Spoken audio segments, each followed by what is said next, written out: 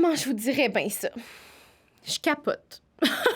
J'ai tellement eu de plaisir à la voir devant moi, à discuter de féminisme, de sport au féminin, de discuter de l'univers de la NFL dans lequel elle a été catapultée pendant près d'une décennie, de comprendre le rapport des femmes dans cette dynamique-là, dans cette industrie-là qui est tellement intense.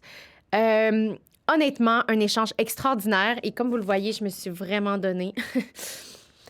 Je l'ai lu, son livre, et je vous le conseille à tous. Elle est même en écriture d'un deuxième. J'ai si hâte.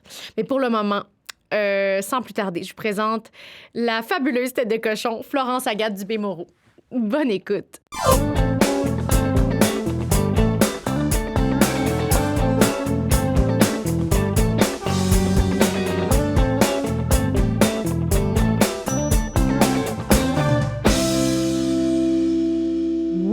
OK! Ça part! Alors, Florence Agathe Dubé-Moreau, bonjour! Bonjour! Merci d'avoir accepté l'invitation de Tête de cochon. Mais merci à toi, c'est un honneur. Je suis vraiment contente que tu sois là. Je commence par présenter les grandes lignes, les différents chapeaux pour mettre en contexte les gens.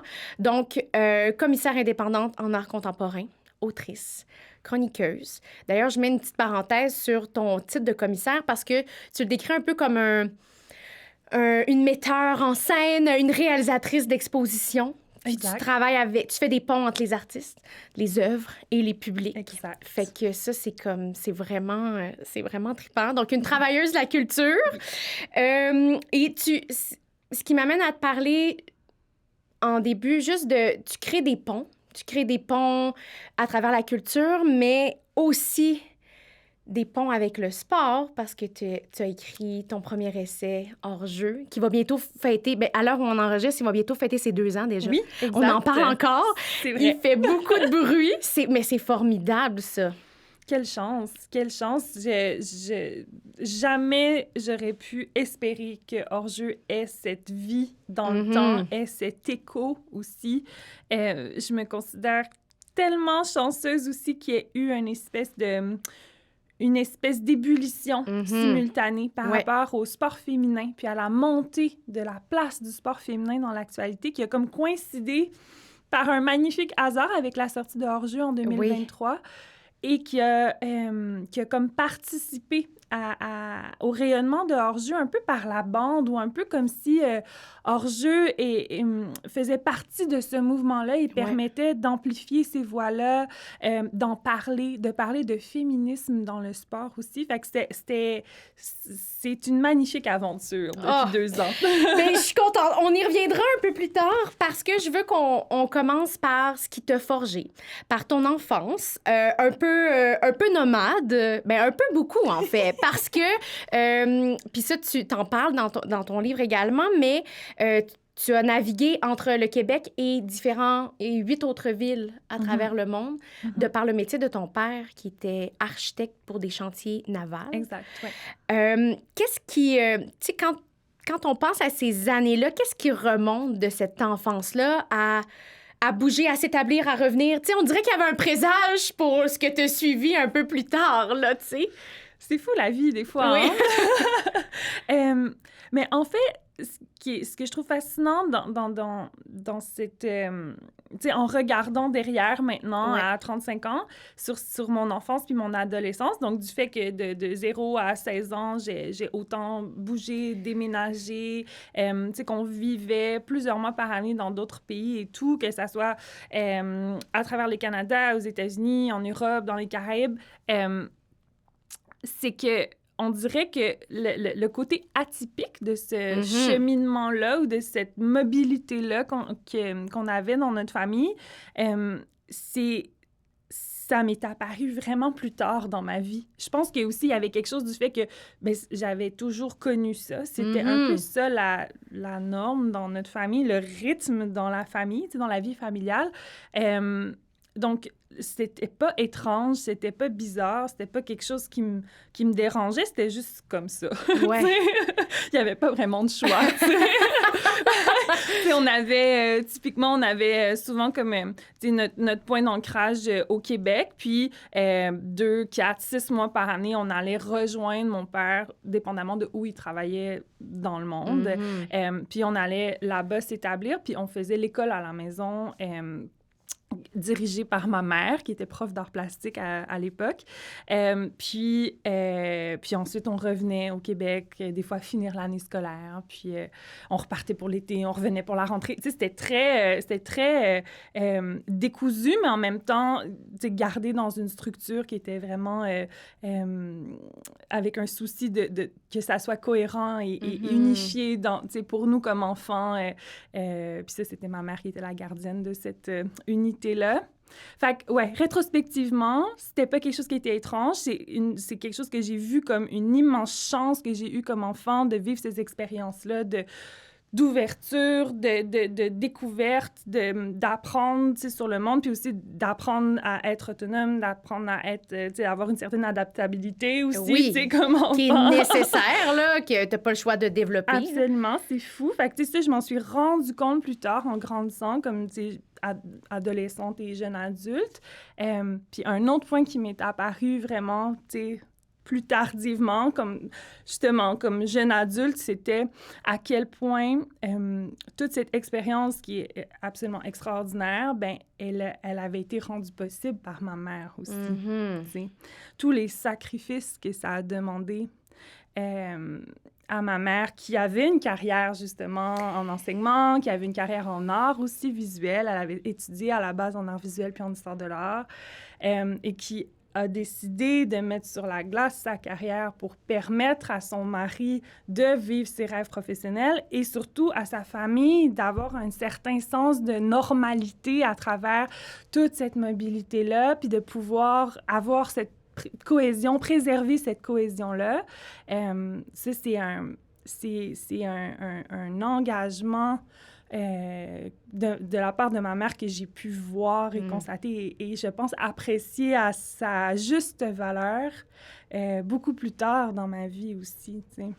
Oui, bien, c'est ça. Tu sais, je l'avais en note parce que, justement, cette coordination pour une femme de les déménagements, les relocalisations, de continuer son métier par moment. Ouais. Parce que des fois, c'était possible, parce que des fois, c'était pas possible. C'est tout un modèle, en fait, que probablement plus jeune, t'en es pas consciente, mais là, maintenant, oui. Mais c'est de garder ce lien-là, tu sais, puis éventuellement, on va pouvoir faire des liens avec les femmes, des joueurs dans l'industrie sportive, parce que c'est un peu cette même minutie, cette bienveillance-là, finalement, qui met jamais au détriment des enfants, jamais au détriment de ton évolution. Puis d'ailleurs, bon, là, je fais une parenthèse. Ouais. Moi, quand je lis un livre, je suis intense, surtout quand je reçois mon invité. Et là, je me suis fait d'autres post-it parce que j'étais comme, là, je me retrouverai pas. Mais, tu sais, il y a il y a plusieurs citations, là, regarde, là, c'est comme... J'étais comme, mon Dieu, comment je vais faire pour tout adresser ça? Ce sera pas possible, il fallait que je fasse des choix. Tout est surligné. Non, mais la page 21, Florence, il s'est passé quelque chose. Mais c'est parce que, déjà là, tu sais, tu établis les bases et tu parles d'être féministe. Puis ça n'a jamais été une question, en fait, mais une évidence. Puis à travers ça, tu sais, même si ta mère a mis plusieurs choses de côté, elle a quand même été un modèle, en tout cas, de ce que j'en comprends, un modèle de femme avec une force et une ténacité extrêmement importante. Parce que avoir tout ce qu'elle gérait, je suis comme, oh, mon Dieu, c'est quelque chose, là. Absolument. Puis ce que tu nommes par rapport à, justement, cette histoire familiale-là, puis ensuite, ce que je vais découvrir quand je débarque dans l'univers de la NFL plus tard avec tout ce qui entoure les femmes de joueurs et ce qui est attendu de ces femmes-là. Moi, ce qui m'éblouit, c'est la force des femmes à travers tout ça. C'est les femmes comme liant dans cette espèce de normalité où on catégorise encore beaucoup par rôle de genre où on s'attend à ce que les femmes soutiennent et assurent cette cohésion-là dans la famille, alors que l'homme peut faire sa carrière à sa pleine ampleur et avoir les rêves les plus fous et qu'il y aura des gens pour le soutenir dans ces rêves-là. T'as tout à fait raison que c'est un lien qui me saute au visage quand j'arrive dans la NFL. Non, j'avais l'impression de reconnaître, tu sais, certains motifs. Tu sais, j'avais l'impression de reconnaître des choses que j'avais déjà vécues sans trop comprendre pourquoi ça me semblait familier, justement, cette idée d'avoir un pied à terre à Montréal, mais de toujours être un peu entre deux villes, de passer 2 mois à Kansas City, de revenir au Québec, de repartir, ensuite d'être dans cet environnement-là où justement c'est la carrière des hommes qui prime dans l'équipe de football. T'sais, bien sûr, c'est pour ça que tout le monde est là à Kansas City, mais en même temps, qu'est-ce que ça veut dire pour justement celles qui sont en couple avec ces personnes-là, celles qui justement assurent ce rôle-là de la maison, du foyer, de la stabilité, tu sais. Ça m'est vraiment, un peu comme sauté au visage, là. Ah oui, Puis d'ailleurs, on y reviendra de ça parce que on s'est abordé de plein de façons dans le livre de manière... avec une plume extraordinaire. Mais... Si je reviens à l'enfance pour accorder un dernier point sur les enseignements, justement, de ta mère, parce qu'il y a tu parles de flexibilité, tu parles d'adaptation, ça, bien évidemment, ça, très tôt, il a fallu que tu t'adaptes, mais d'une curiosité aussi, puis d'un un mode de vie qui n'était pas traditionnel et qui, finalement, t'a servi, justement, comme on disait, dans une autre portion de ta vie.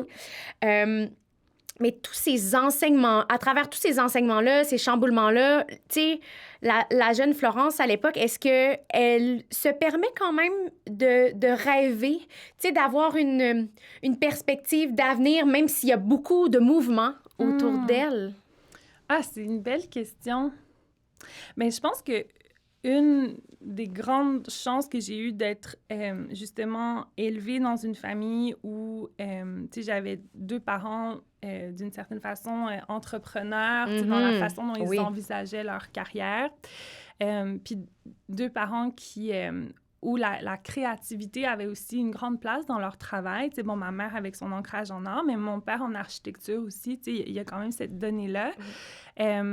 C'est très tôt, pour moi, un métier créatif n'était pas un rêve impossible, n'était pas quelque chose d'intangible et de futile. Ça s'est imposé très naturellement et c'était très normal aussi d'aspirer à quelque chose comme ça dans ma famille.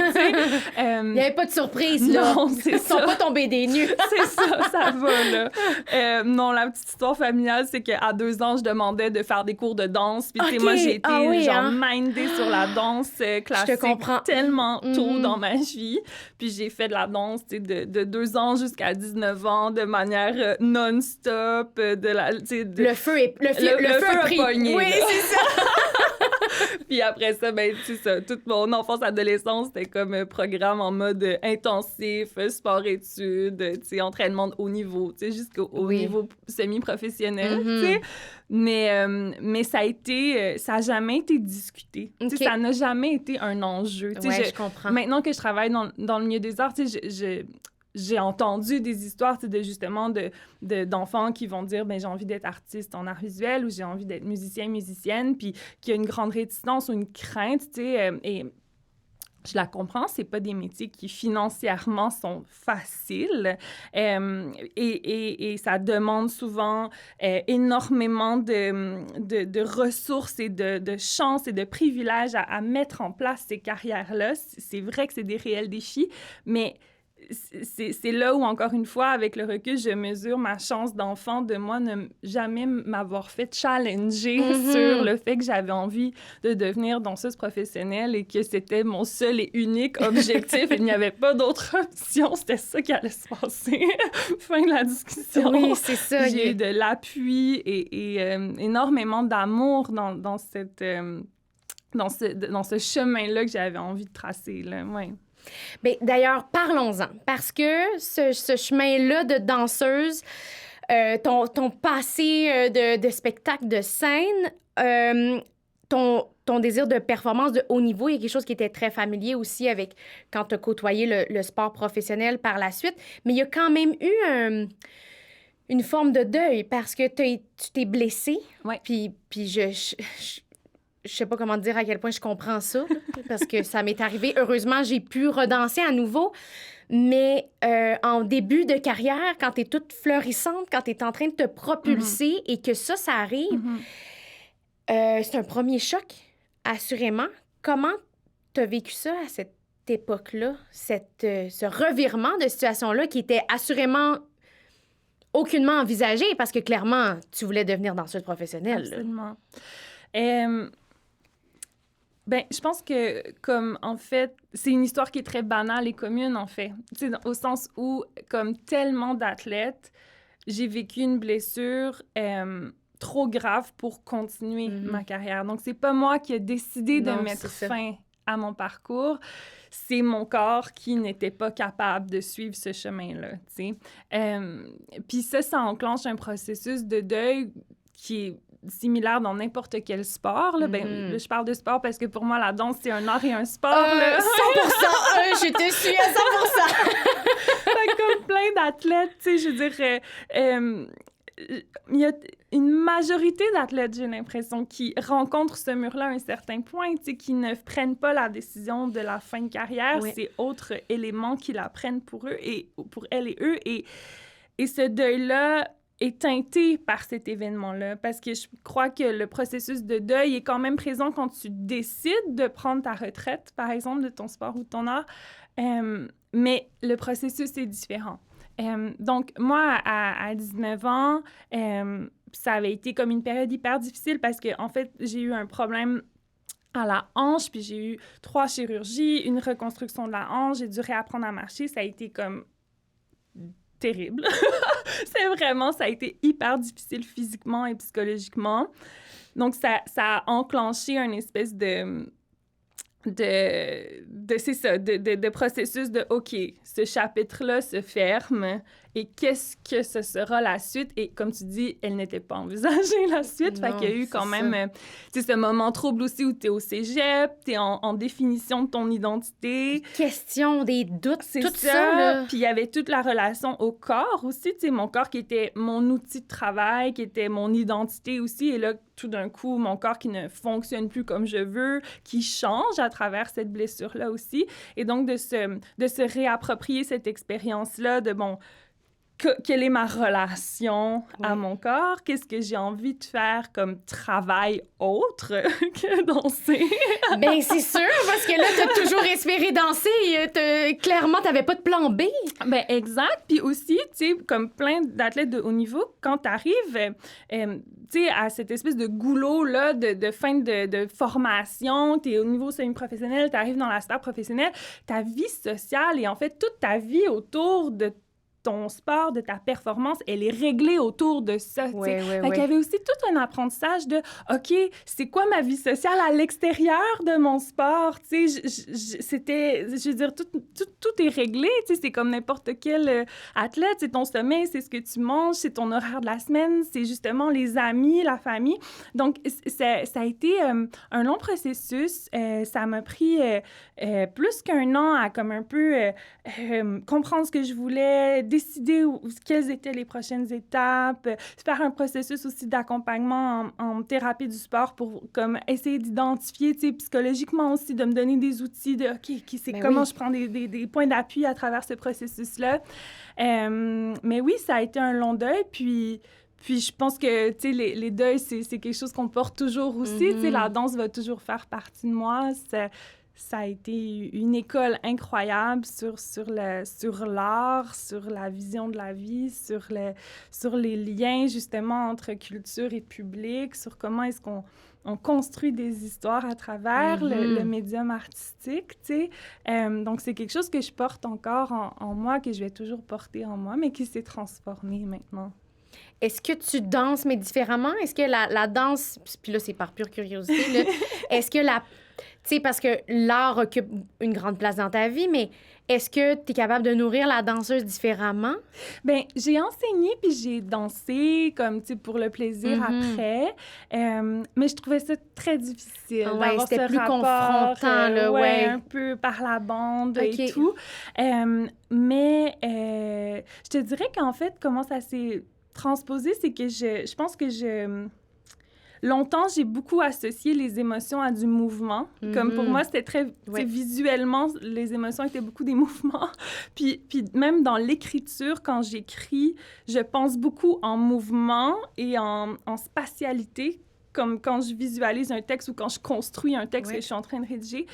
Puis beaucoup en termes de rythme. Fait que je pense que ça, c'est... Wow, c'est beau, ça! J'aime tellement ça! L'analogie entre... Tu sais, mais en fait, la danseuse est toujours là, c'est juste qu'elle te nourrit de manière différente. C'est ça, c'est différent. Puis après, ben, dans mon travail de commissaire d'exposition, ben, j'ai pu retravailler sur la danse, j'ai pu retravailler aussi avec des danseurs puis des danseuses, des avec Françoise Sullivan, entre autres, qui est comme... Exact. J'ai fait aussi un cycle de 3 expositions sur les liens entre commissariat d'exposition puis chorégraphie, pour explorer c'est quoi les liens entre l'art visuel puis la danse. Fait que, tu sais, c'est revenu me retrouver différemment. OK. ben, tant mieux, parce que c'est ça. C'est quand la passion est là depuis longtemps... En tout cas, étant artiste, moi aussi, faut trouver des façons d'alimenter. Même si on se réinvente, même si on trouve des façons différentes, je pense que l'artiste a comme cette partie-là tout le temps besoin qu'on lui donne un peu d'amour, peu importe la façon qu'on s'y prend. Là. Tellement. Fait que, ben, ça me rassure. Je suis contente de savoir que la danseuse est tout le temps encore en toi. D'ailleurs, ton intérêt des arts, tu dirais qu'il provient d'où? On dirait que j'ai comme une réponse, mais tu sais, évidemment, un peu comme tu disais, tu as quand même un entourage qui était très créatif, fait qu'il y avait une acceptation de l'art, mais est-ce que tu dirais que ça fait partie de tes fondements, tu sais, de cet intérêt-là, puis finalement, de te lancer en grand, là, avec tes études par la suite? Mais ça venait définitivement de la maison. Tu sais, on parlait des voyages. Je veux dire, tu sais, ma mère, l'apprentissage puis la découverte a toujours passé par la création d'une certaine façon. Tu sais, elle nous faisait l'école à la maison, mais je veux dire, si le matin on faisait des mathématiques, l'après-midi on faisait un atelier de sculpture avec des coquillages qu'on était allé chercher à la plage, ou tu sais, on allait visiter le musée en ville, ou on allait visiter tel monument architectural, etc. Tu sais, ça faisait partie, puis c'était complémentaire, puis l'art devenait une façon d'apprendre aussi. Tu sais, c'était une porte sur le monde, c'était une façon d'approcher la vie différemment. Puis ça, je pense que ça s'est ancré en moi très tôt. Puis ensuite, quand j'ai fait justement la transition de la danse vers les arts visuels, ça, c'est vraiment né d'une volonté de continuer à travailler avec des artistes puis à être dans le milieu artistique, mais de ne plus être du côté peut-être de l'interprète ou de l'artiste, mais d'être du côté des personnes qui permettent de mettre en valeur leur travail. T'sais, donc, on parlait de chorégraphie, mais bon, le commissariat d'exposition, c'est ça. Puis le travail en histoire de l'art, plus largement, c'est ça aussi. T'sais, on devient des spécialistes, des artistes, puis on écrit sur elles et eux, on crée de la connaissance autour d'eux, on les fait entrer dans les musées, on les met en exposition, on les met en valeur, puis on s'assure que leur travail soit justement, rejoigne le plus de public possible, tu sais. Donc, pour moi, c'est devenu très clair pendant que j'étais en train de compléter mon cégep que je voulais être dans ce rôle-là d'accompagnement et de mise en valeur du travail des artistes. Donc, c'est comme ça que l'histoire de l'art est arrivée, puis les arts visuels plus spécifiquement, ouais. Fait que tu deviens un peu comme une éclaireur, tu sais, tu mets la lumière, tu lèves le voile sur des artistes qui ben, en fait, tous les artistes, je pense, méritent une vitrine, méritent qu'on s'attarde à ce qu'ils et elles font, mais t'es comme une passeuse. Tu crées des ponts, encore une fois. Absolument. C'est des moments magiques. Tu sais, je pense qu'on a tous et toutes déjà rencontrer une œuvre, que ça soit musicale ou une œuvre d'art visuel ou une œuvre en danse, en théâtre, qui nous a chamboulés, qui nous a remués, qui des fois c'est hyper positif, des fois ça nous habite puis ça nous fait nous remettre en question sur des trucs. Tu sais, cette puissance-là de l'art, c'est tellement une immense richesse, c'est tellement précieux dans notre société, dans notre humanité aussi, tu sais. Donc, de pouvoir travailler à diffuser ce type de vision sur le monde, c'est vraiment, ouais, la petite mission qui m'habite. Florence, j'aimerais t'amener maintenant sur ta vision du féminisme. Parce que, bon, comme je disais un peu plus tôt, tu disais « être féministe n'a jamais été une question pour moi ». Et tu décris vraiment bien ta définition ici, mais j'aimerais t'entendre me la dire parce qu'il y a quelque chose aussi de changeant dans le sens que j'ai l'impression que c'est un concept aussi qui continue d'évoluer avec chaque personne qui porte ça. Puis j'aimerais connaître justement, toi, à l'heure actuelle, pour toi, c'est quoi le féminisme et pourquoi c'est si important? Magnifique question. Ben, tu sais, on parlait de vision sur le monde. Pour moi, le féminisme, c'est une façon de regarder le monde, c'est une façon d'être dans le monde aussi.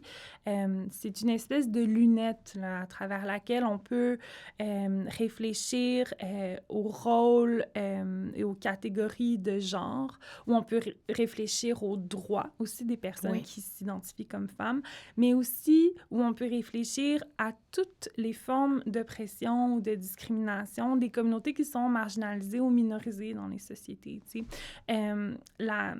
La théoricienne très célèbre Bell Hooks, elle dit « Le féminisme, c'est pour tout le monde ». Puis cette phrase, elle synthétise, je trouve, tellement bien cette idée que une société plus féministe, c'est aussi une société qui prend soin du plus de monde possible. Ça bénéficie aux femmes, bien sûr, mais ça bénéficie aussi aux hommes. Et ça bénéficie à toutes les personnes qui peuvent être marginalisées ou minorisées dans une société qui a plutôt des carcans patriarcaux.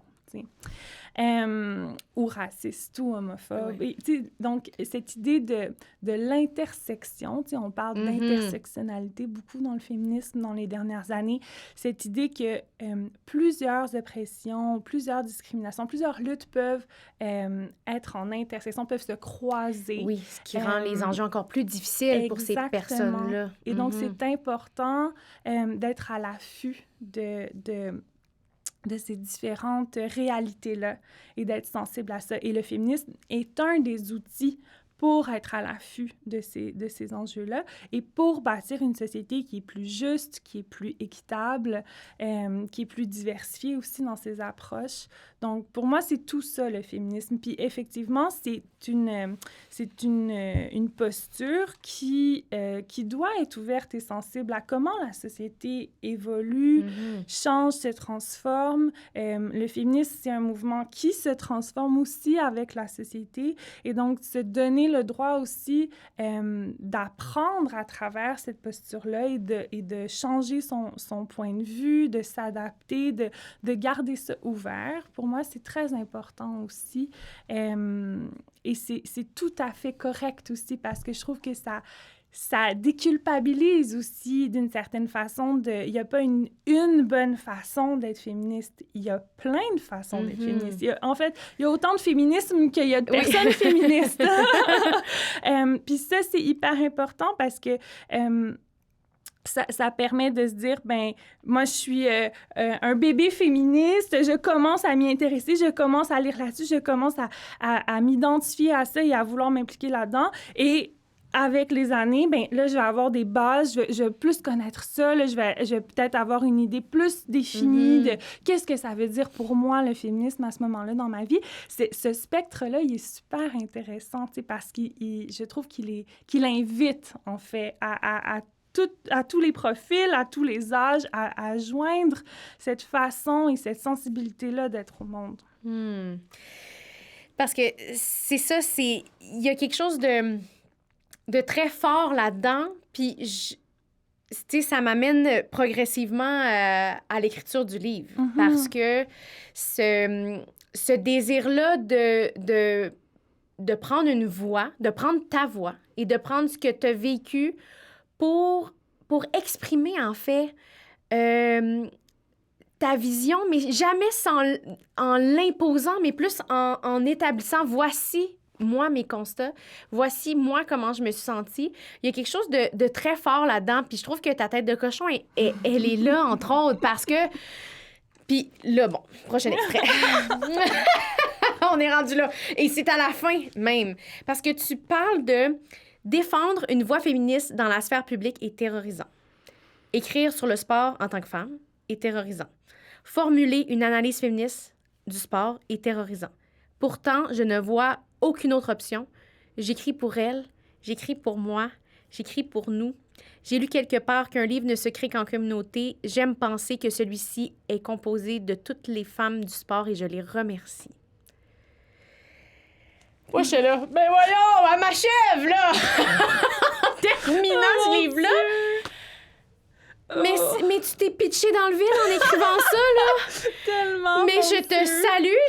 C'est comme, wow, parce que c'est un bijou, comme je disais au début. Puis hors d'onde, je l'ai lu 2 fois. C'est extraordinaire. T'es même en écriture d'un autre, puis ça, on y reviendra. Mais aïe, aïe, c'est gros, ça! Mais écoute, tu lis ça, puis ça me donne encore des frissons. J'ai encore la vision du moment où j'ai écrit ce petit bout qui est comme en genre de post-face. Oui, c'est un peu un truc ça, détaché dans le livre. Comme... Ouais. C'était comme un soir, il était vraiment tard. J'étais comme vraiment en fin de parcours de l'écriture du livre. Puis, tu sais, on dirait que c'est comme le premier moment où j'ai réalisé que le livre allait exister dans le monde. Tu sais, je sais pas comment dire, mais tu sais, c'est un livre qui s'est écrit, qui a commencé... J'ai commencé l'écriture en pandémie. Tu sais, le milieu des arts allait mal, j'avais perdu plein de contrats. Tu sais, c'était un peu genre la seule chose que j'avais à faire. C'est comme, bon, je vais faire ça, on y va, tu sais. Puis, tellement longtemps, le livre a existé juste entre moi et mon ordinateur et mon éditrice. Oui. C'était comme... circuit fermé, là. Circuit fermé, ça, je le fais un peu pour moi. Tu sais, il y avait quelque chose de très... thérapeutique que tu dis. Définitivement, tu sais. Puis là, il y a eu un moment, là, vers la fin du processus d'écriture, tu sais, ça faisait comme 1 an et demi. Là, la parution arrivait, tu sais, on avait une date à l'horizon. Puis là, j'étais comme, oh mon Dieu, mais tout le monde va le lire!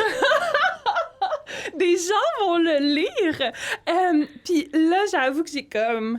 OK, il y a eu une espèce d'une crainte, d'une peur, d'un stress qui s'est installé parce que c'est vrai que s'attacher à des sujets qui sont majoritairement l'apanage des hommes, peu importe le domaine ou le secteur d'activité, ça déclenche encore aujourd'hui les foudres de l'opinion publique.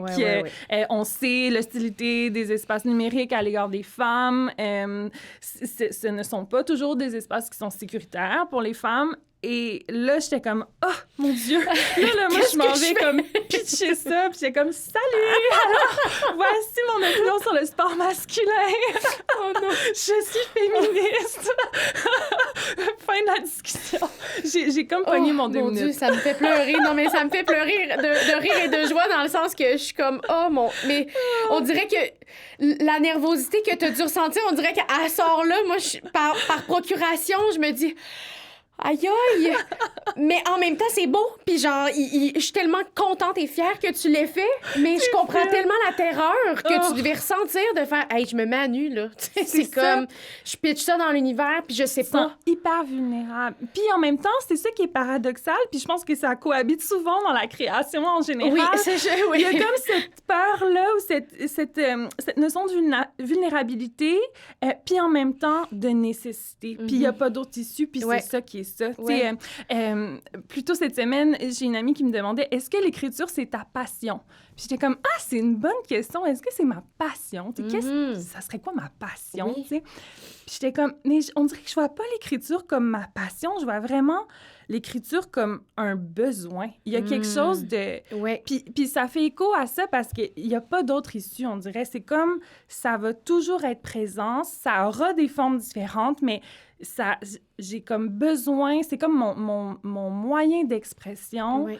Et j'ai besoin de passer par l'écriture pour comprendre certaines dynamiques, certaines choses que je vis, mais aussi certains enjeux dans la société. Puis à travers le processus d'écriture, il y a beaucoup de sens qui se crée. On comprend beaucoup de choses quand on écrit. Quand... Mais tu le vois, tu l'internalises, mais là, après ça, il y a comme... tu te relis, puis de le poser, en fait, de l'écrire, de le visualiser, ça sort de ta tête, puis ça permet de... On dirait que ça prend une perspective différente, puis t'es probablement capable de faire encore plus de liens, parce que tu sais que ça a des liens, mais on dirait que l'écriture a cette force-là. Absolument, puis c'est vraiment fascinant comme processus. Oui. On dirait que c'est souvent... le point de départ est souvent très instinctif. T'es comme, OK, j'ai l'impression que telle chose et telle chose ont un lien, j'aimerais ça essayer de les analyser avec tel angle et tout, m'engager sur ce sujet-là, voir qu'est-ce que ça peut donner. Puis au fur et à mesure où tu fais de la recherche, où tu écris, où tu jongles avec ces idées-là, on dirait que là, le chemin se dessine, là, le sens se crée, puis t'es comme « OK! » Dans le fond, c'est ça. Tu sais, c'est là où est-ce que je m'en vais, c'est ça que j'essaie de dire, comme voici la démonstration que j'ai envie de faire. Donc, c'est vraiment un processus intellectuel qui est hyper stimulant. Puis encore une fois, il y a tellement de paradoxes parce que c'est tellement stimulant, puis ça apporte tellement de bonheur, puis en même temps, c'est tellement douloureux. Pardon, maman! Et ça fait peur. Oui, c'est ça. C'est un beau cocktail. C'est le fun. Oui, c'est le fun. Des livres. Mais c'est beau parce que tu dis que justement, tu souhaitais, tu avais un désir de contribuer d'une certaine façon aux études féministes québécoises. Puis là, ben écoute, je le tiens dans mes mains. Puis tu dis même, c'est une invitation à créer Puis là, en parlant du livre, c'est une invitation à créer de nouvelles règles du jeu. Et là, on plonge. Parce que là... Puis là, je tiens à faire une précision. OK? Moi, là, il y a du surligneur, il y a tout là-dedans.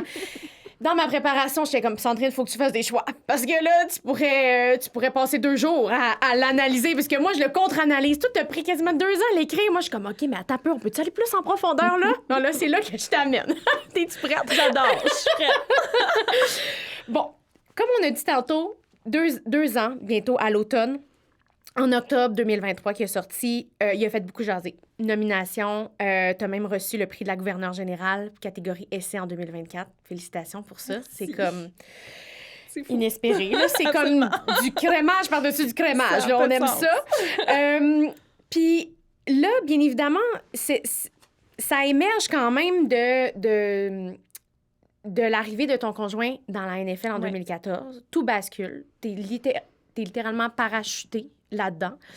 En même temps, il y a de la joie parce que lui, il travaille fort, c'est ce qu'il voulait. Mais bon, ça a un impact automatiquement sur toi, là. Je veux dire, quand tu vis conjointement avec quelqu'un, tu l'aimes de tout ton cœur, mais que son chemin l'amène ailleurs, ben là, c'est comme, OK, bon, comment on adapte? Encore là, l'adaptabilité, oh là là, elle est au premier plan. Mais tu dis, tu sais, t'avais l'impression, justement, de vivre un peu comme une double vie. Il y a eu plusieurs transitions. Tu parles souvent d'écart, d'être entre deux. Ça t'a pris pratiquement 5 ans à faire la paix parce que là, il y a ça aussi. Il y a la double vie, il y a la vie artistique, il y a ta vie à Montréal. Et là, il y a la vie à Kansas City, une vie sportive, une vie de soutien, une vie de... Tabarouette, là, c'est... Non, mais c'est quelque chose... Non, mais ça devait être conflictuel, mais c'était là. un feu roulant, ce moment-là, dans nos vies. Tu sais, on est en 2014, on est tous les deux, tu sais, jeunes universitaires. Puis là, tout d'un coup, Laurent, il est comme « Hey, j'ai le goût d'essayer de me faire recruter dans la NFL. » Tu sais, on essaye, tu sais. Puis là, ça fonctionne. Puis là, il est appelé par les Chiefs de Kansas City, puis là, demain matin, il s'en va, là. Tu sais, c'est comme ça commence là, là.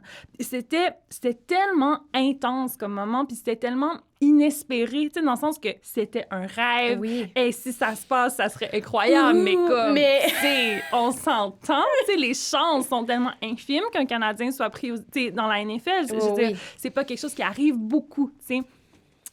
Fait qu'il y avait comme quelque chose d'un peu surréaliste, tu sais, quand même. Puis je pense que et Laurent et moi, mais moi vraiment plus que Laurent, on avait une idée assez abstraite de c'était quoi la NFL. Puis de ce que ça impliquait, tout ça, tu sais.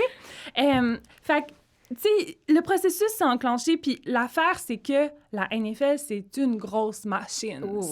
Ça a une magnitude culturelle comme que moi, j'avais jamais vue dans ma vie. Tu sais, c'est même, je trouve, encore à ce jour difficile d'expliquer à quel point la NFL a des ramifications culturelles et identitaires aux États-Unis qui sont hyper ancrées, profondes et puissantes. C'est une religion, là. C'est incroyable. C'est vraiment fou. Et l'aura et le... Et je sais pas comment dire, l'espèce d'aura de célébrité aussi qu'il y a autour de la NFL. Tu sais, moins il y a 10 ans, mais quand même, tu sais, qui tout d'un coup, tu sais, catapulte justement ces jeunes hommes de genre 22-23 ans, là, quand tu te fais recruter. Tu imagines, tu sais, c'est comme t'es au bac, puis là, du jour au lendemain, tu te fais comme inviter dans la plus prestigieuse ligue sportive au monde et tout d'un coup, tu accèdes à comme, des privilèges financiers, des privilèges de notoriété, des privilèges sociaux qui sont immenses, puis ça se passe de même. Puis ça peut partir aussi de même. Oui, c'est ça. Les deux existent, tu sais. Donc, c'était vraiment... un moment d'effervescence dans notre vie qui était très intense. Moi, je venais d'être acceptée à la maîtrise à Montréal, donc moi, tout de suite, j'étais un peu en mode, tu sais, je comprenais pas tant ce qui se passait, tu sais, j'étais comme, OK, c'est vraiment excitant, c'est gros, tu sais, moi aussi, justement, je venais du monde du sport de haut niveau, tu sais, j'étais comme, let's go, c'est maintenant, tu sais, vas-y, genre, shoot pour la plus grosse affaire que tu peux, genre, c'est sûr, c'est maintenant, là, qu'il faut que tu fasses ça dans ta vie, tu sais. Puis là, ça fonctionne. Puis là, les deux, tu sais, lui, il est repêché à Kansas City. Moi, je suis comme, hey, mais moi, je viens de comme décrocher, tu sais, la maîtrise avec la directrice que je veux, avec des bourses d'études. Je suis comme, moi, je reste à Montréal, là, c'est sûr.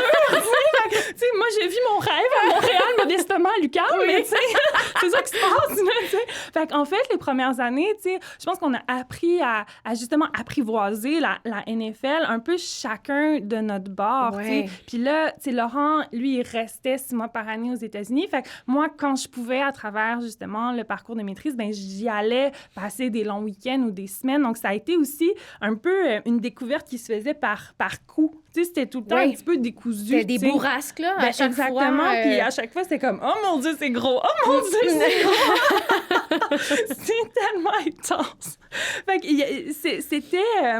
ça a été un peu comme, un feu roulant, une intensité qui te prend, là. C'est comme, je sais pas comment dire, c'est que tu te fais avaler par cette affaire-là, tu sais. Puis je le dis pas nécessairement négativement, là, mais... Non, mais c'est gros. T'es juste comme, t'embarques dans une machine qui est tellement plus grosse que toi, tu deviens... Tu sais, Laurent et tous les joueurs, tu deviennent tout d'un coup des personnalités publiques qui sont adulées ou haïes par des centaines de milliers de personnes, voire des millions, tu sais, du jour au lendemain. C'est comme... Tout l'aura, justement, qui est autour de la NFL fait en sorte que, tu sais, tous tes amis, toutes tes familles, tout le monde, ça crée une espèce de fierté incroyable, tu sais, un amour, un appui, tu sais. Il n'y a pas quasiment une fin de semaine que j'ai passée à Kansas City pour des games que j'étais pas avec, tu sais, des amis de la famille, tu sais, des cousins éloignés de telle affaire, de l'autre voisin, comme c'était fou, là. On recevait tout le temps tellement de monde pour venir vivre ça, partager ça avec nous, tu sais, comme... Quelle chance! Puis c'est aussi là où ça prenait du sens. Là, c'est comme, on dirait que là, c'est comme quand on le partageait, qu'on était comme, OK, tout ça fait du sens quand on est comme en gang puis qu'on vit, parce que tout seul, t'es genre, c'est trop bizarre. Oui, c'est ça. C'est tellement weird. Mais... fait que c'est ça. Fait que les premières années, ça a juste été de comprendre cette machine-là et d'absorber tout ce qui nous arrivait, puis tout ce qui changeait aussi dans notre vie, tu sais. Puis ensuite, bon, c'est ça. Notre regard sur la NFL a évolué, a changé, mais... Mais c'est sûr que moi, j'imagine la fervente féministe arriver dans cet environnement-là. Premièrement, je pense qu'au Québec, on est chanceuse, mais il y a des femmes qui ont vraiment débattu, qui ont lutté, en fait, pour les causes féministes. Fait que j'ai espoir, même s'il y a encore beaucoup de choses à faire, il y a quand même une certaine ouverture progressiste. Et là, tu te ramasses dans le Midwest, au plein cœur des États-Unis, et là, la mentalité est complètement différente. Absolument. Puis c'est ça, dans le fond, le point de départ du livre, c'est cette espèce de deuxième couche. C'est wow, la NFL, c'est complètement fou. Mais après ça, ce qui se passe d'un point de vue féministe dans l'industrie sportive masculine, c'est très perturbant. Et je pense que c'était amplifié par le fait, justement, que j'avais un bagage d'une personne québécoise qui débarque dans un contexte très traditionnel et conservateur comme le Midwest et comme la NFL, tu sais, et qui a un regard un peu déphasé là-dessus, tu sais, très tôt, l'espèce d'attente qui entoure les femmes dans la vie NFL, c'est qu'on est en soutien. Il est attendu de nous qu'on appuie notre conjoint dans sa carrière. T'sais.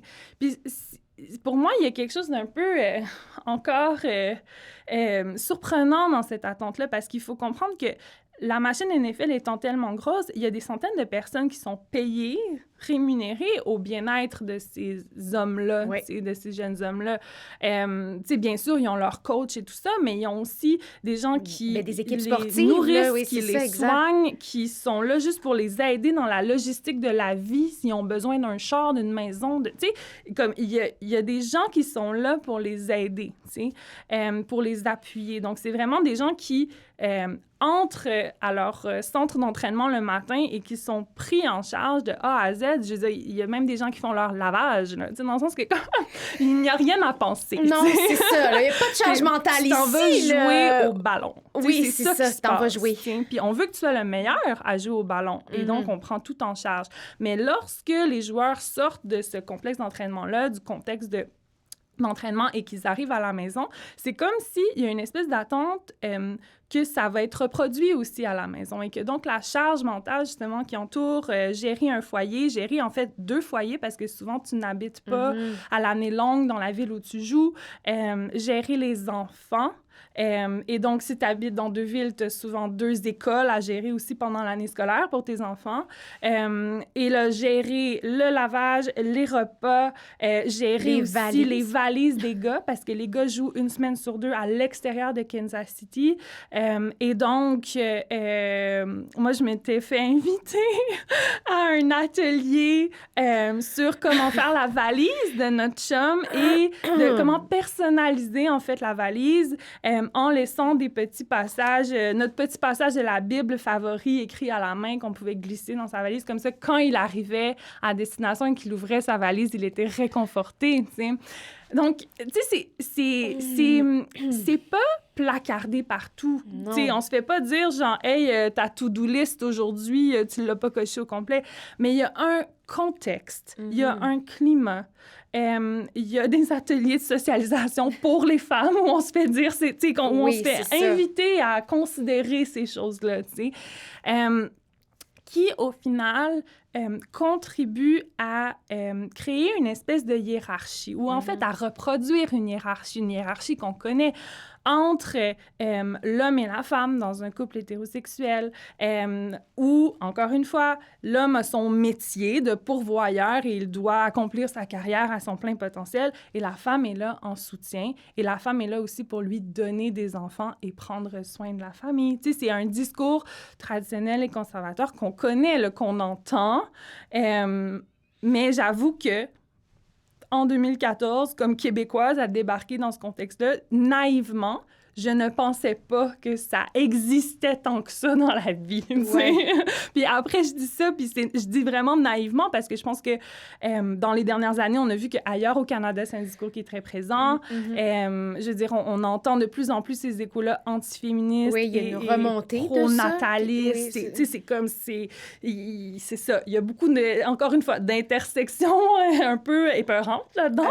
Oui, vraiment. Mais ça a été un immense choc. Puis au final, ce qui m'a usée avec le temps, c'est oui, ce point de départ-là qui a été un choc culturel, mais ce qui m'a usée, c'est de voir à quel point cette hiérarchisation entre les hommes et les femmes dans le sport, elle est institutionnalisée. Ouais, elle est systémique. Puis là, je parle de football, mais en fait, dans le livre, après ça, j'élargis à tous les autres grands sports commerciaux qui sont masculins et qui reproduisent les mêmes inégalités. Puis au final, je suis pas là pour dire il y a une meilleure façon de vivre sa vie qu'une autre. C'est pas ça mon point. Mon point, c'est plutôt, hey, ça serait cool qu'on se pose des questions. Tu sais, admettons, socialement. Mettons-le qu'on jase. D'un point de vue sociétal, tu sais, on a parlé de la magnitude de la NFL, son importance culturelle aux États-Unis. Si on imagine un joueur comme la NFL faire un pas vers l'égalité dans un couple au sein d'un foyer, en reconnaissant la contribution des femmes au succès des joueurs, au succès de la Ligue, en mettant, dans l'exemple, dans le livre, je donne des exemples, en instaurant des congés de parentalité, par exemple, pour les hommes. Ils n'ont pas le droit de prendre de congés quand ils ont des enfants. En instaurant des garderies ou des services de garde au sein des clubs pour permettre aux femmes d'avoir du répit dans des villes, justement, où souvent elles n'ont pas de réseau, elles n'ont pas de famille dans les villes où les joueurs jouent. Ça serait des petits pas. On s'entend pour des industries qui font des milliards en profit par année, là. Ça serait des petits pas, mais qui enverraient un message plus large, tellement grand, tellement puissant. Donc, moi, c'est plutôt là où j'avais envie d'aller avec le livre. Tu sais, c'était pas nécessairement de diaboliser la NFL ou peu importe quel sport professionnel. C'était plutôt de se dire... le sport a une telle importance culturelle dans nos sociétés en Occident. Qu'est-ce qu'on veut que le sport raconte comme histoire et quel est l'impact du sport sur l'égalité entre les femmes et les hommes? Puis moi, un des constats qui m'a amenée à écrire, c'est que il y a très peu d'égalité hommes-femmes dans le sport professionnel et il est grand temps qu'on se penche sur cet enjeu-là. Mais c'est tellement puissant ce que tu dis parce que, tu sais, on revient là, au début, tu te sens un peu comme une extraterrestre. Bon, mentalité conservatrice qu'on a nommée tantôt. Tu réalises justement les inéquités. Et tu fais la connaissance aussi des WAGs, tu sais, des Wives and Girlfriends, qui, depuis à peu près 3 décennies, est le titre qu'on va donner aux femmes et aux copines, aux blondes des joueurs professionnels à tous les niveaux. Mais ce contact-là, quand même, avec ces femmes-là est important pour toi. Puis a aussi... eu un impact sur ta vision du féminisme, un peu comme on disait plus tôt. Tu sais, ta mère, le modèle que tu as eu, c'est un peu ce que tu côtoyais, en fait, avec ces femmes-là. Comment on fait pour continuer de faire évoluer sa pensée, de faire valoir son point, mais en étant aussi consciente que elles sont aussi dans un modèle où les croyances sont très présentes. Puis autant que toi, tu devais te sentir extraterrestre, des fois, ils devaient se dire, voyons, de où qu'elle sort, elle? Tu sais, ça devait être dans les deux sens, ça. Absolument. Mais je pense que tout part d'un dialogue, tu sais, puis encore une fois, d'une ouverture puis d'une curiosité, tu sais. J'ai eu des conversations vraiment fascinantes avec ces femmes-là, puis c'était intéressant, justement, de moi-même constater les préjugés que j'avais envers elle, Ouais. tu sais, parce que moi, mon premier réflexe en débarquant dans cet univers-là, c'était de dire hey, « moi, je ne suis pas comme ça. Je ne suis pas ces femmes-là. D'une certaine façon, je suis meilleure que ces femmes-là. » Tu sais, il y avait cette espèce d'opposition-là, tu sais, puis qui est problématique. D'un point de vue féministe, tu sais, il y a comme une hiérarchie, tu sais, vraiment de pas weird.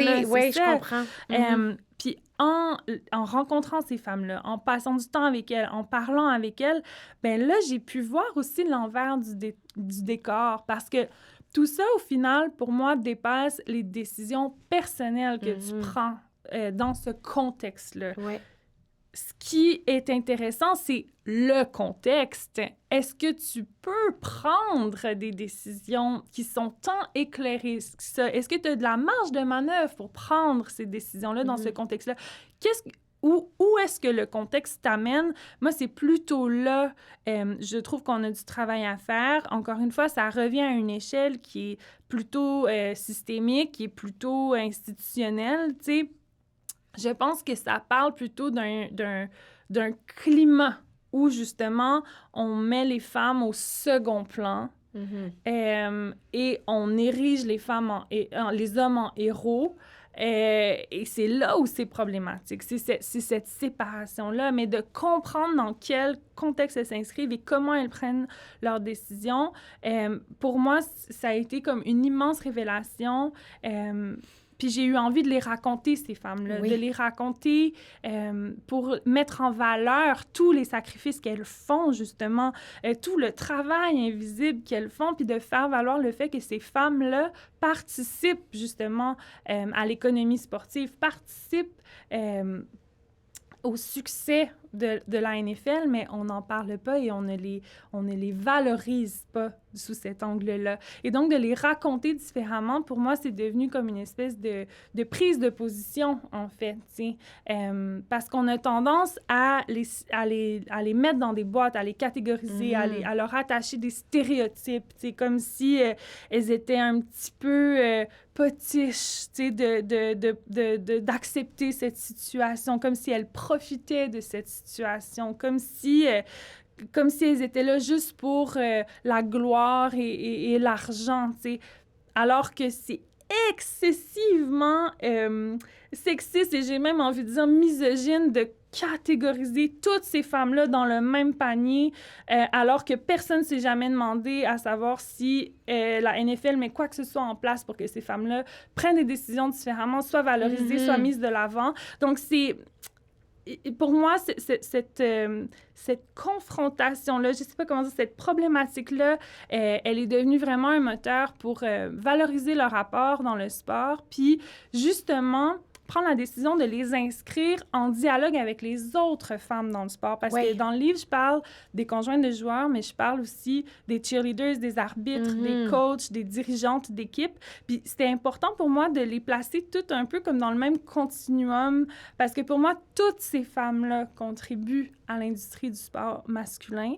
Elles contribuent différemment. Ils n'ont pas toutes le même apport. Il y a des nuances dans tout ça, mais ensemble, elles forment une masse critique de femmes qui, historiquement, ont été sous-évaluées, sous-valorisées dans l'industrie du sport. Puis d'ailleurs, c'est extrêmement bien fait. C'est pour ça qu'il y a autant de post-it.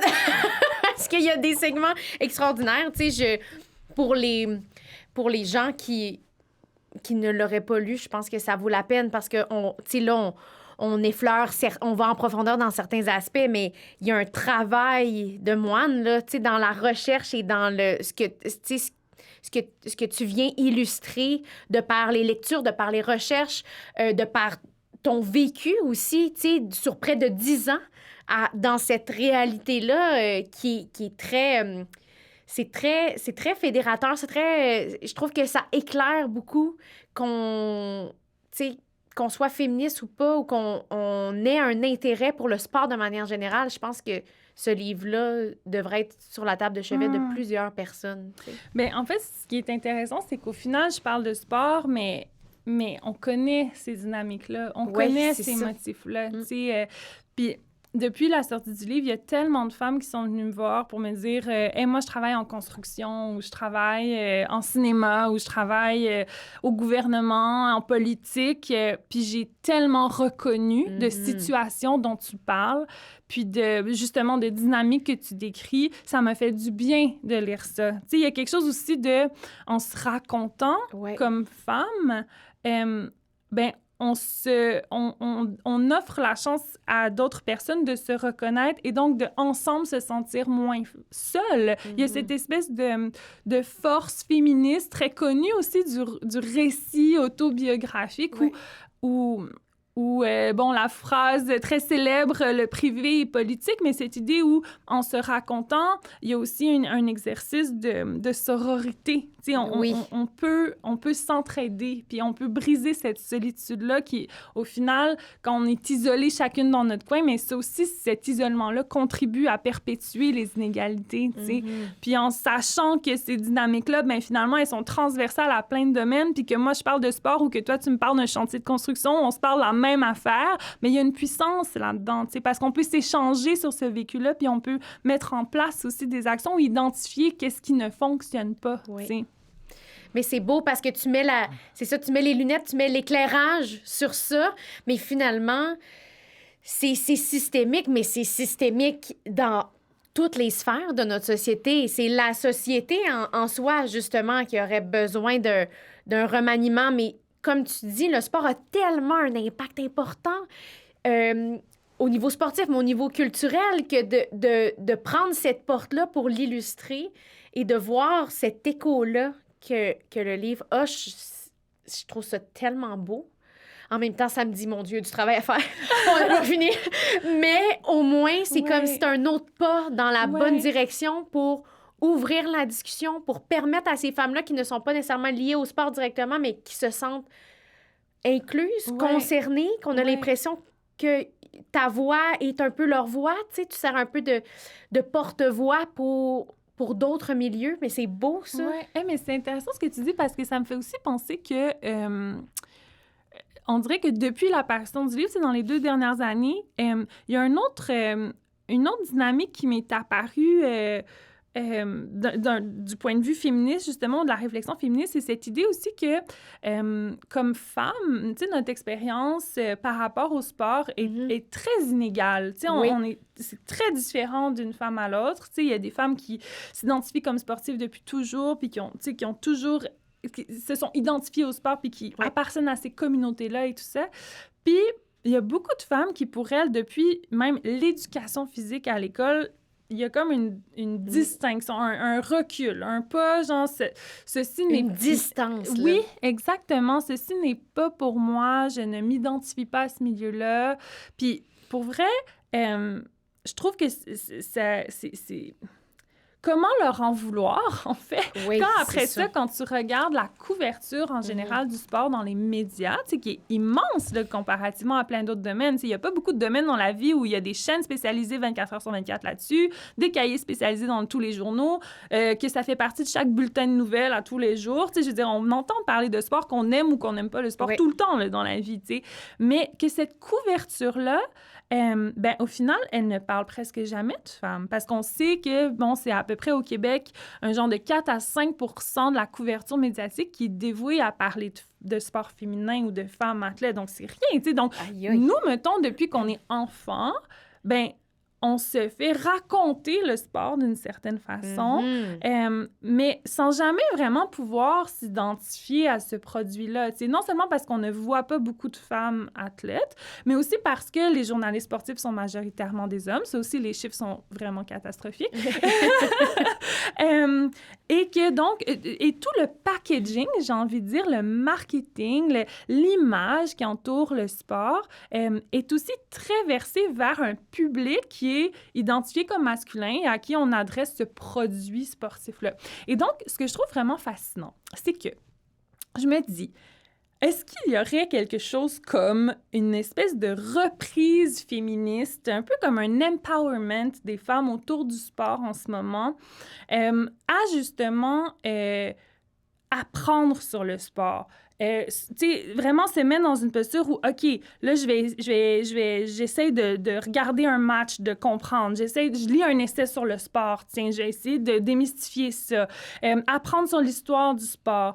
Essayer des nouveaux sports. Puis dans ce processus-là, je me demande si on ne gagne pas un petit peu de pouvoir ou d'agentivité sur un domaine qui nous a été fermé, dans lequel on s'est fait marginaliser depuis des siècles. Tu sais, là, après, capsule historique, je veux dire, le sport a été créé par et pour les hommes il y a fort longtemps en mode Grèce antique, là.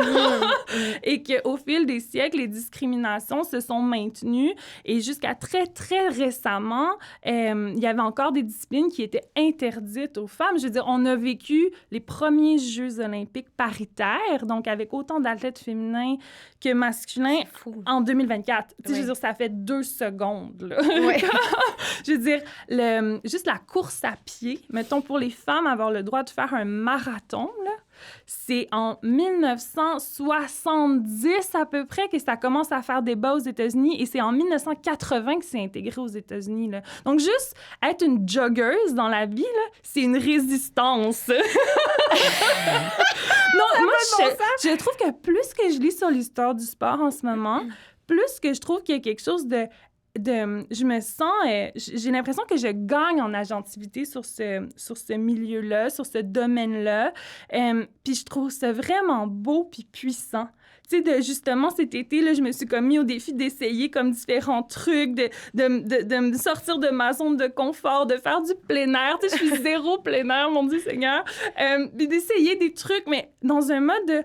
Ça peut m'appartenir aussi. Oui. Puis pourquoi je me suis jamais sentie concernée par ce domaine-là, tu sais? Puis je pense que la réponse, elle est justement dans les dynamiques sexistes qui sont décrites dans Hors-jeu puis qui débordent largement le sport professionnel, mais je trouve que en plus, ce qu'on vit en ce moment avec l'effervescence autour du sport féminin, il y a quelque chose d'un momentum vraiment le fun à être comme, OK, là, comme femme, là, on peut exister dans cet univers sportif-là. Et non seulement on peut, mais il y a quelque chose de « on doit exister ». Et cette espèce d'engagement et de mobilisation autour du sport féminin, je la trouve tellement puissante et importante et on peut toutes et tous y participer. C'est ça. Fait que c'est un vraiment long détour, je m'excuse, je pense en parlant en plus, mais... Mais j'adore tout! Je suis même pas capable de t'interrompre, je suis comme, ben oui, je suis tellement d'accord! Mais parce que, en fait, ça partait du point que il y a beaucoup de gens qui me disaient, en ayant lu Hors-jeu, que c'était la première fois qu'ils lisaient un essai sur le sport. Puis qu'elles-mêmes ou eux-mêmes ne consommaient pas vraiment de sport. Donc, ne se sentaient pas nécessairement concernés à prime abord. Là. Exactement. Puis j'ai trouvé ça vraiment fascinant. J'étais comme, wow, je trouve qu'il y a quelque chose d'une... un peu comme d'un... C'est le même type de motif que je vois avec le sport féminin, un peu comme si on se réveillait tout d'un coup, puis on est comme, hey, il y a ces motifs sexistes et patriarcaux qui se perpétuent dans l'industrie du sport depuis tellement, tellement longtemps, mais on peut toutes et tous avoir une influence là-dessus et on peut un peu comme infléchir cette industrie-là, tu sais. On peut exiger plus des diffuseurs, on peut encourager les équipes féminines, on peut lire les nouvelles du sport féminin. Il y a quelque chose d'une petite échelle, d'une grande échelle. Je veux dire, tout est à faire, en fait, pour l'égalité dans le sport. Fait que chaque pas compte, mais... je sais pas. Il y a quelque chose d'une énergie, là. Oui, c'est comme si qu'on retrouvait un peu de pouvoir, en fait. Oui. Qu'on a un pouvoir d'action, qu'on peut, à la hauteur de nos capacités, à la hauteur de notre positionnement dans la société, à la hauteur de tout ça, on n'est pas sans reste. Parce que finalement, ce genre d'inégalité-là se vit dans d'autres sphères, mais le sport est peut-être une porte d'entrée plus accessible ou en tout cas avec une portée où peut-être que plus de personnes sentent qu'ils et elles peuvent avoir un impact pour changer les choses progressivement à la hauteur de leur capacité, de tout ça. Mais tu sais, il y a quelque chose de fort là-dedans. C'est un peu comme se réapproprier le sport parce que aussi banal soit-il, on demande de faire du sport pratiquement, idéalement, 30 minutes par jour. Tu sais, je veux dire, dans la vie quotidienne d'une bonne vie en santé, le sport figure là. Absolument. Qui devrait figurer au même niveau que les arts, à mon avis. Mais ça, c'est une autre discussion. Mais il reste que... Mais c'est un enjeu de santé publique, oui, en fait. c'est ça. C'est que finalement... On sait que les chiffres pour les jeunes filles et les ados sont catastrophiques en termes d'activité physique. T'sais, on sait que majoritairement, elles ne rencontrent pas justement ces standards-là de ce qu'elles devraient faire comme activité physique. Puis je trouve que au lieu de culpabiliser les jeunes de ne pas bouger assez, je trouve que comme adultes, on a vraiment une responsabilité. On a vraiment un examen de conscience à faire sur le fait que, OK, pourquoi les jeunes filles et les adolescentes ne se reconnaissent pas dans le sport? Pourquoi elles n'ont pas envie de faire du sport? C'est à nous de regarder qu'est-ce qu'on leur offre comme produit. Tu sais, si elles ne se voient pas dans la couverture médiatique, si elles ne se voient pas dans l'offre télévisuelle, si elles ne se voient pas dans des équipes professionnelles, si elles ne se voient pas comme coach, comme dirigeante, comme médecin sportif, comme... C'est sûr que, je veux dire, à un moment donné, je veux dire... Non, mais là, tu sais... On va se donner une chance. Oui, s'il vous plaît, aidez-nous. Mais ça, c'est drôle parce que, bon, écoute, il y a tellement de choses que j'aimerais parler, mais là, le temps file, là, je suis comme, il va falloir faire une partie 2. Mais il y a plein de choses. Tu sais, il y a un peu en lien avec ça, tu sais, le Boys Club, les femmes aussi que tu mets de l'avant, l'entraîneur adjointe, Katie Sauer, je sais pas si je le prononce comme il faut, Sarah Thomas, qui est une arbitre aussi. Tu sais, il y a différentes figures qui se positionnent tranquillement. Mais moi, ce qui ressort de ce paragraphe, de ce chapitre-là, c'est comme, OK, mais on fait rien pour les aider. On s'entend. On dirait que la structure fait que l'objectif, c'est que même si les femmes essayent, puis elles sont tenaces, là, parce qu'il y en a qui se sont rendues, mais l'objectif, c'est qu'on s'arrange pour leur mettre suffisamment de barrières dans les roues pour qu'elles abandonnent. Bien, c'est ça, c'est exactement ça la définition, en fait, d'embûche systémique. C'est que on va te dire que tu as les mêmes chances. Oui, on va te dire en plus que le sport, ben ce qui est magnifique avec le sport, c'est que tout le monde peut gagner. Qu'on part avec des chances égales à la même ligne de départ, tu sais. Alors que... C'est un mirage, là. Mais exactement, c'est un mirage. Puis dans le livre, effectivement, j'ai travaillé avec une recherchiste en sport pour faire un peu la démonstration de c'est quoi le parcours typique d'une arbitre, d'une coach, pour montrer que même si tu es la meilleure, même si tu es plus qualifiée, même si tu as plus d'expérience diversifiée, mais quand vient le temps de décrocher les emplois, ben c'est pas toi qui es appelé. Et quand vient le temps de garder ton emploi, même si tu es justement nommé, bien souvent, tu es évacué très rapidement, plus rapidement que tes homologues masculins. Puis ça m'amène à parler de... Bon, on parle d'inégalité, puis d'exclusion, puis à quel point il y a des enjeux de sexisme dans le sport, mais c'est quoi les solutions? Oui. T'sais? Qu'est-ce qu'on peut faire? Puis une des premières solutions qui est hyper importante pour moi d'expliquer puis de mettre de l'avant, c'est les structures en place. Il faut que les femmes aient accès à des réseaux de recrutement professionnel, de formation, mais aussi de réseautage. Parce qu'il faut comprendre que si tu es une femme qui veut travailler dans le sport masculin, bien souvent, tu n'as pas joué à ce sport-là, parce que ce sport n'existe littéralement pas pour les femmes. Exemple, le football. Quel bel exemple! Le football professionnel, oui, c'est ça. Tu n'as pas pu jouer à un niveau universitaire, souvent parce qu'il n'y avait pas d'équipe féminine, parce que ça existe le football pour les femmes, ça existe le football contact pour les femmes, mais à un niveau universitaire ou à un niveau professionnel, il n'y a pas, ce n'est pas quelque chose qui est à grande échelle. Donc, tu arrives avec un désavantage immense. Et souvent, ce que ça veut dire aussi, ce désavantage-là, c'est que tu n'as pas le réseau. Tu n'as pas le cahier de contact que tu peux appeler si tu as besoin de te chercher une job, tu sais. Donc, comment est-ce qu'on fait pour pallier à ces enjeux-là? Bien, on a vu dans les dernières années plein d'initiatives qui ont été mises en place dans les grandes ligues sportives masculines pour justement favoriser une meilleure formation spécifique pour les femmes, mais aussi pour les personnes racisées. parce qu'ils font face, bien sûr, à d'autres types d'embûches systémiques et de discrimination. Donc, des règlements, des quotas, des programmes de formation, de recrutement et aussi de réseautage professionnel spécifique pour ces différents types de profils-là. Et ça, c'est hyper important parce que c'est une chose de célébrer qu'on a embauché la première femme, qu'on a embauché la première personne racisée, qu'on est donc ben bon. Ça, c'est fait, check. Mais après ça, qu'est-ce qui se passe réellement à l'interne de cette structure-là? Est-ce que c'est une diversité de façade ou est-ce que c'est une réelle diversité qui se reflète vraiment dans les pratiques à l'intérieur de l'organisation? Exactement, exactement. Donc ça, c'est une des premières choses qui est hyper importante. Puis si on fait le pont avec le sport féminin, mais ça touche aussi à tout ce qui est structure en termes de professionnalisation. Parce que donner une chance égale aux femmes dans le sport, c'est aussi de leur permettre de devenir des joueuses professionnelles. Oui. Avant que la nouvelle ligue de hockey professionnel féminin soit lancée, là, la LPHF, en 2024, ben si tu étais une joueuse, en fait, on va même remonter plus loin que ça, si tu étais une petite fille et que tu voulais jouer au hockey professionnellement dans ta vie, si tu voulais faire carrière comme hockeyeuse, c'était impossible. Mais ton ami garçon à côté de toi, lui, il pouvait rêver de devenir hockeyeur professionnel.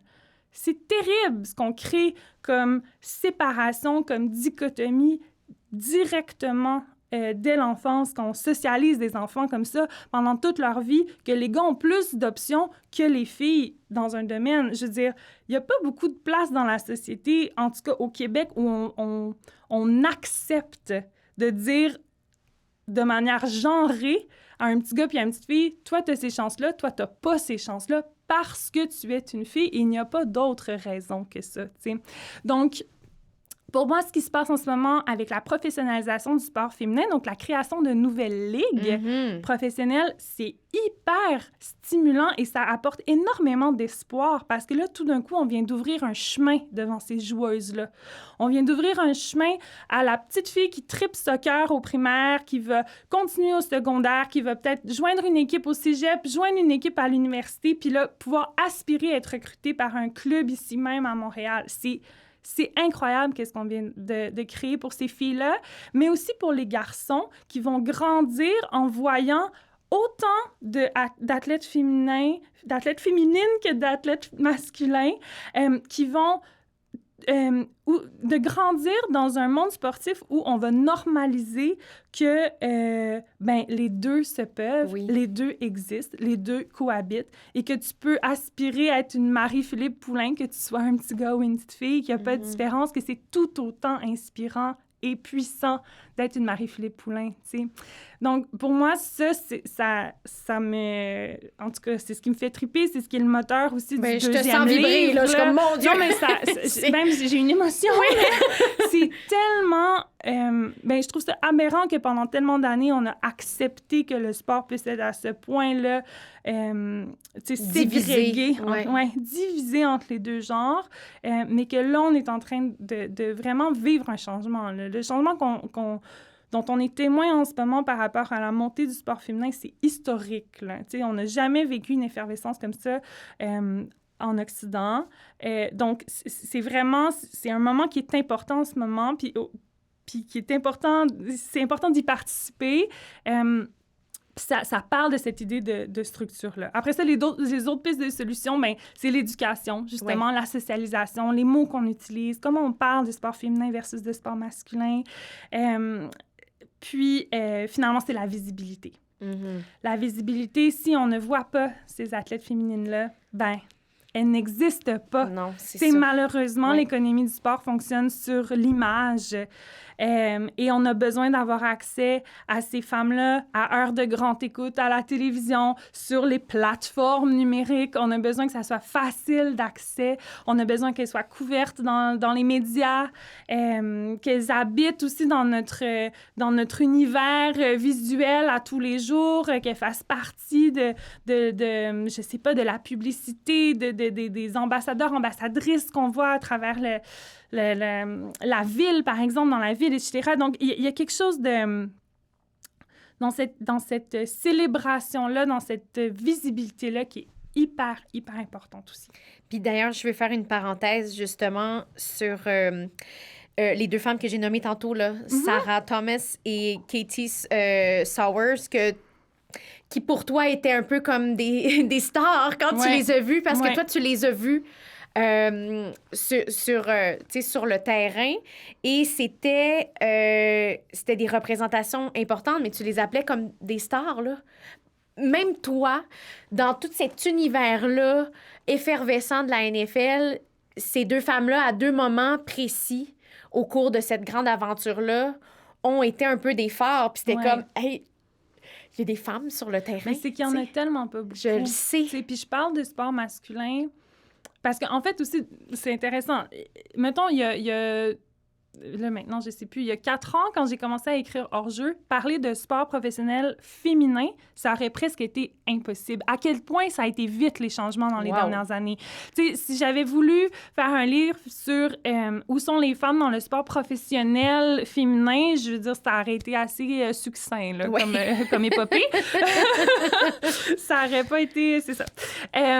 Mais c'est pour ça que je me suis tournée vers le sport masculin et c'est pour ça aussi que c'est important de parler et de sport féminin et de femmes dans le sport plus largement, dont masculin, parce que justement, le sport masculin a encore tellement de visibilité dans notre imaginaire sportif que justement, de pouvoir voir des femmes dans ce secteur-là, c'est hyper important. Puis c'est vrai, tu sais, je le raconte dans le livre, tu sais, la première fois où j'ai vu une arbitre femme sur un terrain NFL, j'étais comme « Oh mon Dieu, qu'est-ce qui se passe? » Tu sais, c'était un moment hyper symbolique pour moi. Puis la même chose quand j'ai vu une première assistante coach. Il y a quelque chose d'un moment charnière, tu sais, puis j'ai envie de faire un parallèle avec Taylor Swift dans les derniers mois, dans les 2 dernières années. Tu sais, bien sûr, bon, Taylor Swift est une icône pop, on s'entend, elle n'a pas besoin de plus de publicité, mais sa présence dans les estrades NFL, pour moi, ce que ça symbolisait, c'était aussi comme femme une possibilité de se projeter comme public sportif, de voir une fille avec sa gang de filles être en train de regarder un match de sport puis d'avoir du fun puis de comme justement apprécier et suivre le jeu et être enflammé dans l'action du sport. Moi, c'est un modèle que j'ai pas grandi en voyant, là. Puis c'est un modèle que j'ai pas beaucoup vu, point. Puis le fait que du jour au lendemain, la NFL a enregistré des pic d'audience d'adolescentes et de jeunes femmes qui, tout d'un coup, tu sais, se sont intéressées au football et ont commencé à suivre les Chiefs, tu sais. Je trouve que c'est vraiment, encore une fois, une espèce d'acte de réappropriation de cet espace-là. Tu sais, c'est hyper intéressant. Puis le public féminin dans la NFL, il était déjà là. Tu sais, ça, c'est quelque chose qu'on sait peu, mais on le voyait pas. Avant Taylor Swift, là, on considère qu'il y a déjà entre 40 et 45 % de l'auditoire moyen de la NFL qui sont des femmes. Mais la NFL ne parle pas à ce public-là. C'est pas un public vers qui on dirige la publicité. Il n'y a pas de budget marketing vers ça. Elles en font partie, mais c'est un peu la zone d'ombre. Ce que Taylor Swift a mis en lumière, c'est que, oh, Pelaye, si on leur parle à cette auditoire-là, oh, ça devient rentable. Oh, c'est intéressant, tu sais. Donc là, bon, il y a la bonne vieille machine capitaliste du sport qui s'enclenche et on le voit déjà à quel point ça a été très lucratif comme changement de cap. Mais pour moi, il y a quelque chose d'hyper symbolique dans cette représentation, tout d'un coup, de la fan de sport femme. Ça, j'ai trouvé ça très puissant encore. Puis je trouve que si on refait le pont vers le sport féminin, il y a quelque chose de similaire qui se passe dans qu'est-ce que c'est le public du sport féminin. Est-ce qu'on peut le penser différemment? Est-ce qu'il est différent? Est-ce qu'il a des rituels différents? Est-ce qu'il y a des choses qu'on peut réinventer dans ce nouvel espace, justement, du sport féminin, tu sais? Puis je sais pas si vous avez eu la chance de voir un match des Roses ou un match de la Victoire, mais Pelaye, allez-y, c'est tellement le fun! Mais justement, je voulais faire une parenthèse pour clore là-dessus parce que j'ai acheté mes billets pour aller voir l'ouverture. Je pense que je t'ai croisée de loin, mais à ce moment-là, je pense que c'est la même semaine où je t'avais booké, mais j'étais comme, oh non, là, je la dérangerai pas, là, j'y en reparlerai quelques semaines plus tard. Mais écoute, l'effervescence, Oui. j'avais jamais assisté à un stade mettons, le club de foot ou l'Impact avant. J'étais comme, non. Mais là, l'ouverture des Roses... Je ne voulais pas manquer ça. J'ai acheté mon chandail, mon chapeau. Je suis comme, wouhou! Écoute, là, c'était écœurant, mais c'est fou. Ouais. C'est fou. Puis j'ai vécu plusieurs émotions, dont il y a eu une belle cérémonie d'ouverture. Il y avait plein de jeunes joueuses sur le terrain. Puis j'étais comme, mon Dieu, c'est tellement riche, c'est tellement beau. On en avait tellement besoin. Ouais. Puis, tu sais, là, sur ma to-do, c'est d'aller voir le hockey, là, parce que, tu sais, j'ai toujours aimé ce sport-là, mais là, on dirait encore plus quand je sais que c'est des femmes qui jouent, tu sais. Puis, c'est ça. C'est pas plus compliqué que ça. Genre, je me sens interpellée. L'expérience de match est vraiment le fun. La victoire, là, oh my God, c'est tellement le fun. Comme, et je suis allée quelques fois la saison passée, dont une fois avec Laurent, puis Laurent, il en revenait pas. Là, il était comme, ben voyons donc! C'est plus nice que le Centre Bell! C'est bon! Ah non, mais écoute, c'est incroyable. C'est incroyable. Donc, je trouve que ça ouvre tellement de possibles. Tu sais, c'est justement cette action de se réapproprier ces espaces-là. C'est quoi le public sportif du sport féminin? Comment est-ce qu'on peut s'approprier cette identité de fan de sport? Je trouve que tout est à faire, puis Puis c'est important de prendre cet espace-là aussi, de l'investir puis de le transformer. Oui, je suis 100% d'accord. Là, le temps passe vite. Il est quelle heure? Mais parce que là, mon Dieu. OK.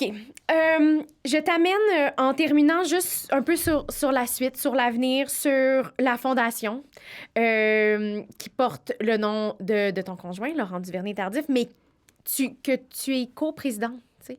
Et dont tu portes plusieurs chapeaux au sein de cet organisme-là. Les communications, tu es un peu la face cachée, tu sais, ce que tu dis, mais en fait, tu as tellement d'impact là-dessus. Tu as vécu d'ailleurs aussi, au début, tu sais, de faire ta place dans ce monde des affaires-là, parce qu'il y a une forme... Ça rentre un peu dans le monde des affaires, la fondation, étroitement liée au sport. Comment tu te positionnes maintenant, puis c'est quoi ta vision pour ce projet-là qui prend de l'ampleur? Bien, la Fondation de l'été, c'est vraiment né d'un désir de Laurent et moi de trouver une façon de redonner aux enfants la chance qu'on a eue de grandir dans des familles où on a été justement initiés au sport à l'art, où c'était encouragé, puis où on a pu vraiment bénéficier de ces deux pôles-là, l'art et le sport, pour se forger comme humain, tu sais, comme adulte, puis de maintenant vivre de ces domaines-là, tu sais. Puis l'idée, c'était vraiment de trouver une façon de lever des fonds pour créer des programmes éducatifs qu'on puisse offrir gratuitement dans les écoles primaires, puis dans les camps de jour aussi d'été maintenant. Puis on est à travers tout le Québec. On est dans à peu près 70 écoles primaires maintenant, puis à peu près 800 camps d'été pendant la période estivale. Puis l'idée, c'est vraiment d'utiliser l'art et le sport comme des leviers à la réussite éducative chez les enfants. Tu sais, que ça soit justement... des espaces où tu puisses aller chercher des outils qui t'aident à t'épanouir à l'école, à te sentir bien à l'école, à te forger comme personne, puis que ça puisse rejaillir sur justement ta persévérance scolaire, ta réussite scolaire. Donc, ça, c'est le leitmotiv de la Fondation. Puis, ben, dans les prochaines années, le défi, c'est de poursuivre son rayonnement, son implantation, mais surtout, toujours en adéquation avec le réseau éducatif puis le milieu communautaire, parce qu'on est des dizaines et des dizaines d'acteurs, actrices à travailler sur la réussite éducative. L'éducation physique, les arts plastiques dans les écoles, c'est des domaines qui sont fréquemment coupés en termes d'heures. Optionnels, où les ressources sont très différentes d'une région à l'autre. Et donc, c'est très inégal, souvent, l'exposition que tu as et à l'art visuel et à l'art plastique et et au sport selon où est-ce que tu grandis aussi à travers le Québec ou dans quel type d'école tu vas. Et aussi, on oublie des fois, mais avoir accès à des activités parascolaires, mais c'est un immense privilège que toutes les familles ne sont pas capables de soutenir. Et donc, la gratuité, puis le fait qu'on s'implante dans le milieu scolaire directement, donc tout de suite après l'école ou pendant l'heure de dîner, par exemple, ben ça rend ça possible pour tellement d'enfants d'avoir un autre lieu après l'école ou entre les cours pour découvrir des nouvelles disciplines artistiques ou des nouvelles activités sportives. Puis la même chose pendant les camps d'été. Tu sais, les camps d'été, c'est une ressource qui est essentielle au Québec, là. C'est souvent la seule option pour tellement de familles. Puis les camps de jour municipaux, mais encore une fois, il y a une très grande disparité de ressources, tu sais, à travers le Québec. Ils ont besoin de plein d'amour et ils ont des équipes exceptionnelles. Donc, nous, l'idée, c'est vraiment, encore une fois, d'accompagner, d'offrir des outils gratuitement, de pouvoir soutenir, tu sais, ces camps de jour-là pour que les jeunes aient une expérience significative, tu sais, que ça soit à l'école ou que ça soit pendant l'été, pour les amener vers l'année scolaire, pour les aider dans leur année scolaire. Donc, on poursuit ce travail-là de longue haleine. C'est la première pierre de tout, l'éducation. Tout est à bâtir, oui. C'est là où tout commence. Donc, pour nous, c'est un long engagement et on est là pour rester. L'idée, c'est de vraiment faire le plus de différence auprès des jeunes qu'on rejoint, puis de vraiment pouvoir influer sur leur trajectoire le plus positivement possible. Ben, en tout cas, c'est très... C'est tellement beau, c'est tellement important, puis je pense qu'il n'y en aura jamais assez, là, parce qu'on a tellement besoin de donner de l'amour à notre système éducatif dans tous les sens du terme, là, encore plus aujourd'hui. Fait que je vous lève mon chapeau. On n'est pas tout seul. Non, je le sais, mais vous faites partie de l'engrenage. C'est ça. Vous êtes le visage, d'une certaine façon, d'un écosystème qui est encore plus grand que vous, tu sais. Mais il reste que, tu sais, quand tout le monde met l'épaule à la roue, ben c'est comme ça qu'on peut créer des changements. Fait que merci quand même d'y contribuer, tu sais. Je pense que c'est une belle façon de le faire. Je te lance sur une dernière piste. Ben, il m'en reste 2. Mon Dieu, je suis comme... c'est la fin! Mais là, il y a trop de choses. Est-ce qu'il y a un prochain livre qui s'en vient? Oui. OK. Ça avance bien? Ça avance bien. OK. J'ai l'impression que je peux pas aller plus loin. Mais ça, j'adore ça. Je serai une fidèle lectrice pour la suite.